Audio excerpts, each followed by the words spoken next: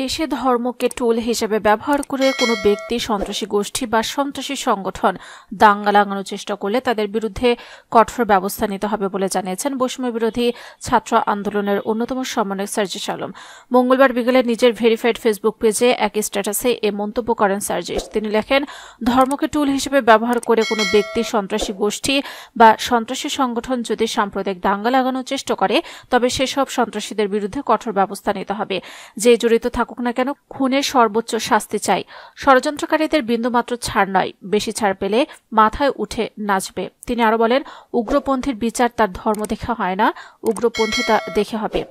এদিকে বিকেলে এক স্ট্যাটাসে গণ অভ্যুত্থান ও বাংলাদেশের সার্বভৌমত্ব রক্ষার্থে দেশবাসীকে শান্ত থাকার আহ্বান জানিয়েছেন অন্তর্বর্তী সরকারের উপদেষ্টা মাহফুজ আলম। মাহফুজ আলম বলেন, গণ অভ্যুত্থান ও বাংলাদেশের সার্বভৌমত্ব রক্ষার্থে শান্ত থাকুন, নিরীহ সংখ্যালঘু জনগোষ্ঠীর সামাজিক নিরাপত্তা নিশ্চিত করুন।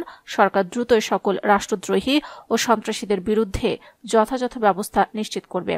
এদিন স্থানীয় সরকার, পল্লী উন্নয়ন ও সমবায় মন্ত্রণালয়ের উপদেষ্টা আসিফ মাহমুদ সজীব ভুঁইয়াও দেশের সার্বভৌমত্ব রক্ষায় বিশৃঙ্খলা সৃষ্টিকারীদের ছাড় দেওয়া হবে না বলে মন্তব্য করেছেন।